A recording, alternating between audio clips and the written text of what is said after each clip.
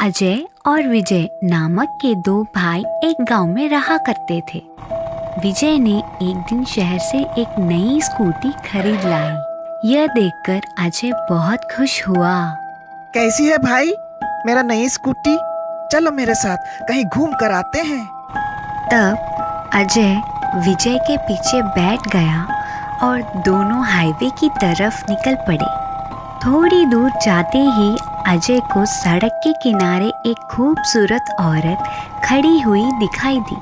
तुरंत ही विजय को उसने लड़की के पास गाड़ी रोकने के लिए कहा। आप कहें तो आपको हम लिफ्ट दे दें? चलो मेरे पीछे बैठ जाओ, मजे करेंगे। नहीं भाई, मेरा नई स्कूटी खराब हो जाएगा और इस औरत को बिठाने के लिए जगह भी नहीं है। चलो चलते हैं। तुम किसी काम का नहीं हो। तुम स्कूटी मुझे दे दो और तुम पैदल घर चले जाओ। मैं इस औरत के साथ मजे करके ही लौटूंगा। अजय उस औरत को पीछे बिठाकर तेजी से स्कूटी चलाने लगा और बीच बीच में जानबूझकर अचानक ब्रेक मारने लगा ताकि वो औरत उसके ऊपर गिरती रहे।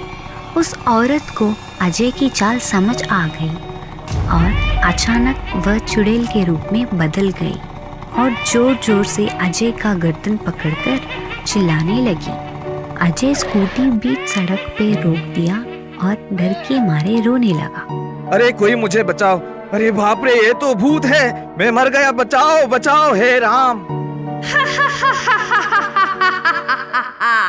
तुम्हें बचाने यहाँ कोई नहीं आएगा। अजय को चुड़ैल ने जोर से थप्पड़ मारा और स्कूटी लेकर गायब हो गई। अजय रोते रोते पैदल घर को लौट गया। अरे भाई, मेरी नई स्कूटी किधर है? अजय ने पूरी घटना विजय को बताया। ये सुनकर विजय ने अजय को एक जोर का थप्पड़ मारा। कैलाशपुर नाम का एक गांव में स्वाति नाम की एक बहुत सुंदर लड़की रहती थी। उसे शिवा नाम का एक आवारा लड़का रोज चिढ़ाता था। शिवा की इन हरकतों से तंग आकर स्वाति अपने पिता से शिकायत कर दी, जो पेड़ के नीचे बैठे थे। तभी पेड़ के पीछे से एक चुड़ैल ने स्वाति की पूरी बातें सुन ली। नहीं स्वाति, लड़कियों को ये सब सहना पड़ता है। आइंदा से इस तरह की शिकायतें मत करना, ठीक है? ये बोलकर स्वाति को घर ले आए।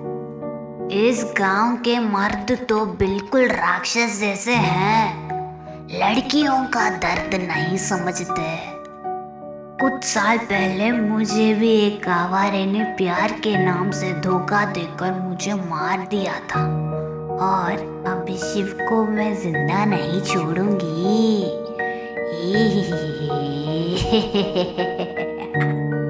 चुड़ैल ने रात को स्वाति के घर जाकर उसके शरीर में घुस गई।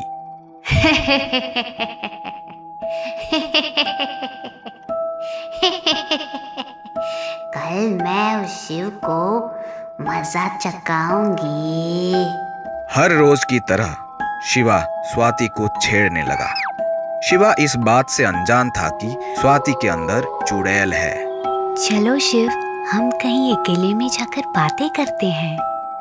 ये सुनकर खुशी के मारे पागल होकर शिवा स्वाति को एक सुनसान जगह पर ले गया और वहां पहुंचते ही स्वाति चुड़ैल बन गई।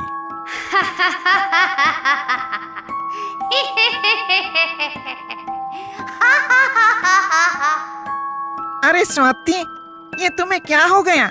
ये बोलकर डर के मारे शिवा वहां से भागने लगा। तभी चुड़ैल उसका हाथ पकड़ ली। मैं तुम्हें सबक सिखाऊंगी। तुझे लड़कियों को छेड़ने की बड़ी शौक है ना? अरे मम्मी, मेरा हाथ छोड़ दीजिए। चुड़ैल बहन, मैं फिर ऐसा काम कभी नहीं करूंगा। छोड़ दो मुझे। ठीक है। बोलते ही शिवा का हाथ काटकर उसे छोड़ दी।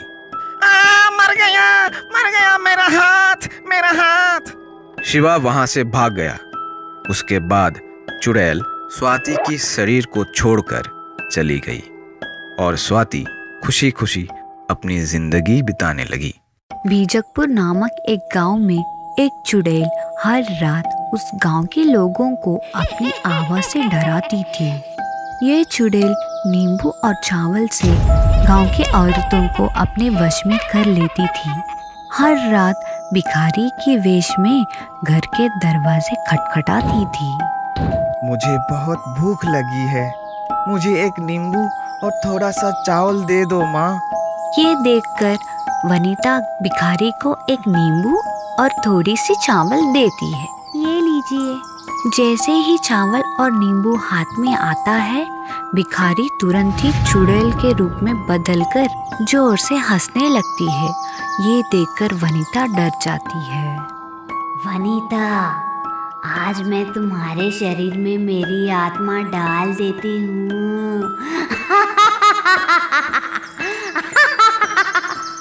ये बोलकर वनिता को अपने वश में कर लेती है। ये देखकर गांव के लोगों ने इस समस्या का समाधान के लिए पंचायत बुलवाया। गांव के महिलाओं, चिंता मत कीजिए, मैंने इस समस्या का हल ढूंढ लिया है। अगली बार जब ये चुड़ैल भीख मांगने आएगी, तब आप में से एक मर्द औरत के वेश में चावल और नींबू दे देना, और अपने साथ एक आईना रखना, जिससे हम चुड़ैल को भगा सकते हैं और अपनी औरतों को बचा सकते हैं। जब चुड़ैल लक्ष्मी के घर भीख मांगने आई, तब लक्ष्मी का पति औरत की वेश में नींबू और चावल देने आ गया।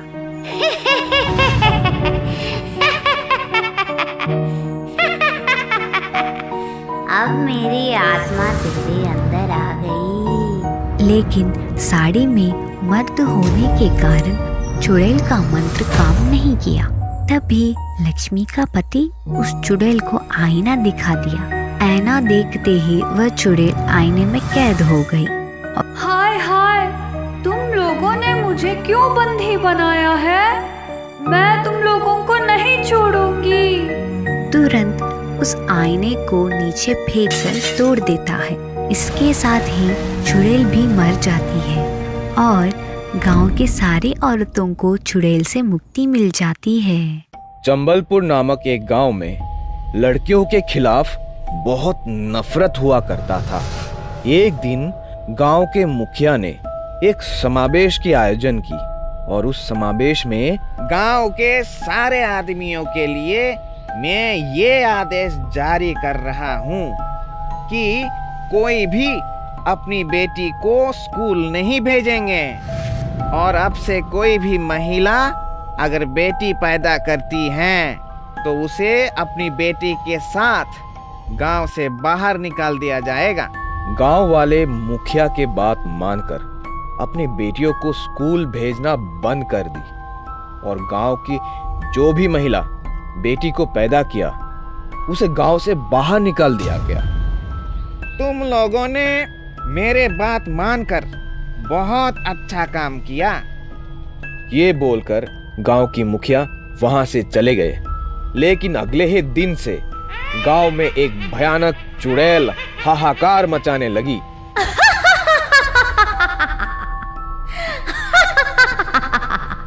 मैं तुम आदमियों को खा जाऊंगी, तुम्हारा खून पीऊंगी।